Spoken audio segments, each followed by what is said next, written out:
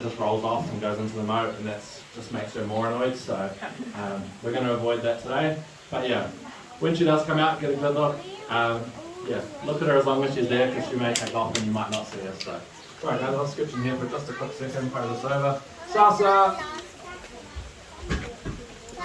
Good. Hopefully that's enough racket just to stir her a little bit. She was awake. She does know that it's talk time right now. Usually she associates the microphone with talk time, and that means food time usually. So, and by putting it in that little ball there, we're just trying to make it a little bit more tricky for her. They're incredibly intelligent animals, so we just want to stimulate her as much as we possibly can and just get her interested. There you go. Perfect. I think this is probably a new record over the last few days. I've not seen her this early in ages, so consider yourselves lucky today that she has decided to come out.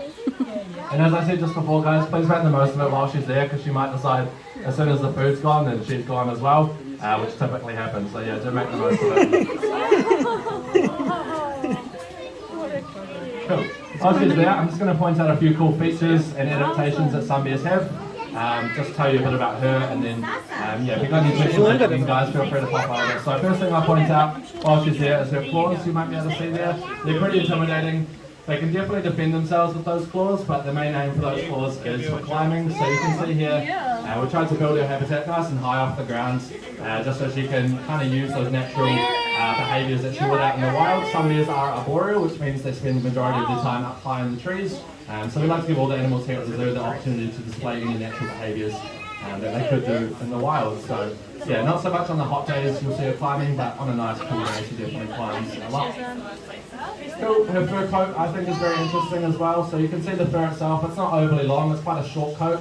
And that's great for them. They come from Southeast Asia, which is naturally quite hot climate. So having short fur means they're not going to overheat. But you can see the skin is very, very thick. So it kind of reminds me of the Shar-Pei dogs you used to see on the old toilet paper ads, if you've seen them. The skin is very rolly. And being the smallest species of bear, it helps to make them look a little bit more imposing, or a little bit larger than what they actually are, to defend themselves against predators and things like that. And then you can see around the neck especially, it's really rolly. So in the wild, one of their main predators would be something like a tiger. When tigers like to hunt, they love to go for the back of the neck, because that's where the nerves are. So if you're taking down a big prey item, you want to get it down as quick as possible, basically. But having all that loose skin makes it very difficult for a tiger to get any sort of grip on the back of the neck.